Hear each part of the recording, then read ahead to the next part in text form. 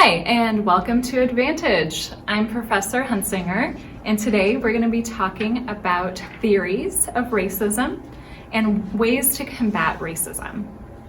So why are people racist?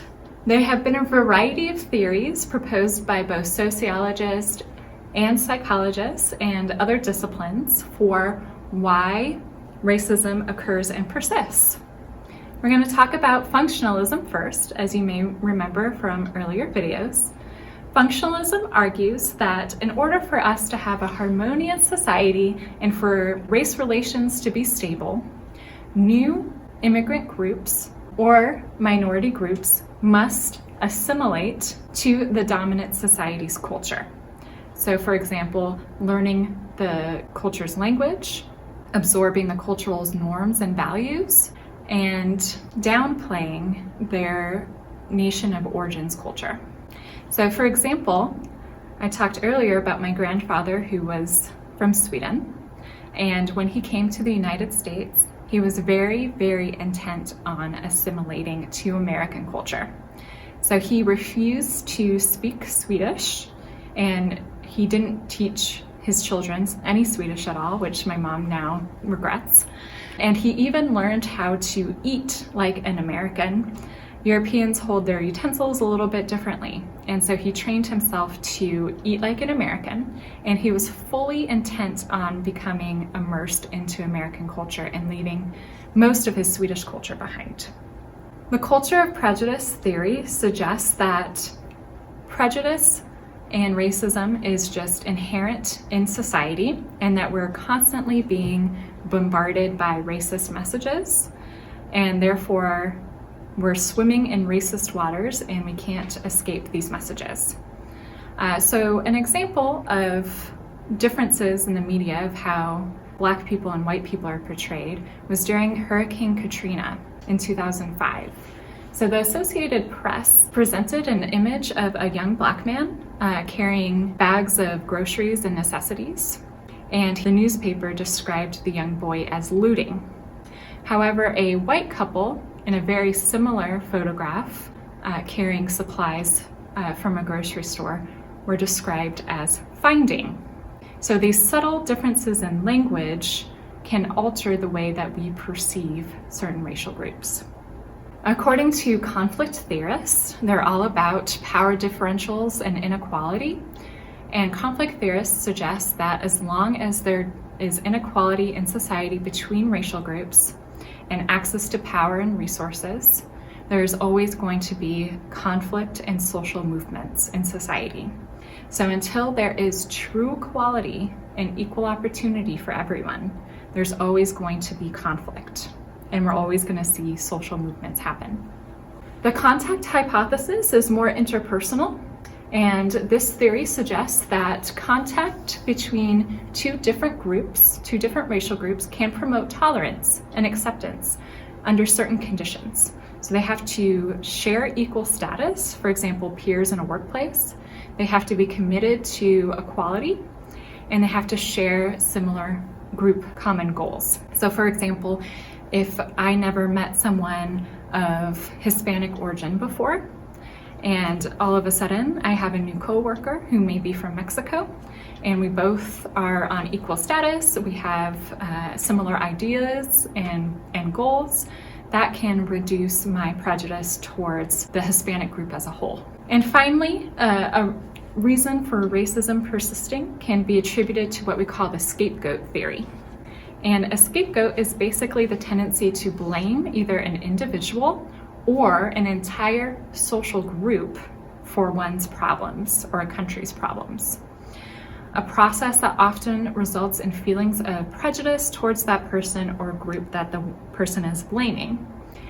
So very common, famous historical examples would include the Jews in Nazi Germany. The Jews were used as a scapegoat for Germany's problems after World War I, and unfortunately that ended in a horrific atrocity. Another example would be the genocide of the Tutsis in Rwanda by the Hutus. So let's talk about anti-racism. Anti-racism is active, meaning that you are working towards disabling the institutional and organizational structures that perpetuate inequality in society so that resources and power can be shared more equitably. So according to anti-racists, it's not simply enough to just not be racist. You must actively confront the institutional power that results in inequality. So let's talk about some both macro and micro ways that you can be anti-racist. Educate others when appropriate. So unfortunately, a lot of teachers and parents feel uncomfortable talking about our hard racial history. And so once you learn about racism and our hard past, you should be able to talk to others and educate others where appropriate. If you see something, say something. It can be incredibly awkward to have hard conversations with someone about something that they said that had bias or was racist. However, if you practice these interpersonal communication skills and maybe practice with someone who you love and trust and who they know that you're coming from a good place, you can practice having these hard conversations. You can support art, businesses, and media by people of color. Blind hiring. All this means is that if you're on a hiring committee, oftentimes we make quick snap judgments about a person based on their name.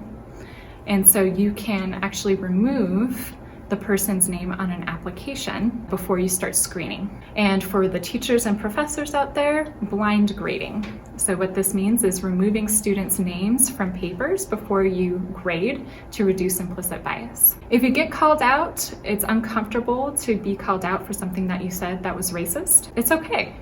You know, you don't want to be walking around with spinach in your teeth. You'd rather have someone tell you. And so try not to get too defensive. Try to listen and figure out why what you said was offensive and do better next time. Consider supporting politicians who support communities of color, want to dismantle systemic racism. So vote in both your local and national elections. Have hard conversations with yourself about the biases that you hold. It can be very uncomfortable to look at your own biases, but it's important to note that we don't choose our biases. They happen because of the culture that we live in. So try to examine and be self-reflective. Listen, validate, ally with people who report their experiences with systemic and personal racism without trying to speak over their voice. So this is an important one, especially for white allies, is to listen and to thank the person of color for sharing those experiences with you. On a macro level, we had affirmative action, which was implemented in the 1960s after the Civil Rights Movement.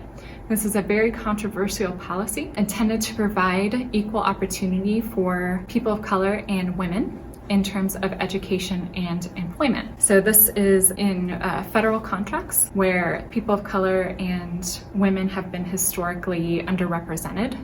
This program gives preference to people of those groups in order to help get more diversity into those organizations.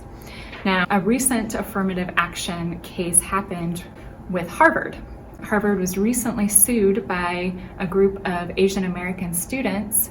They alleged that Harvard was discriminating against Asian American students in order to have more Black and Hispanic representation on campus. The Supreme Court ended up ruling that Harvard was in the right to consider race as a factor. So that has been the most recent challenge to affirmative action that we've seen. Right, well, thank you.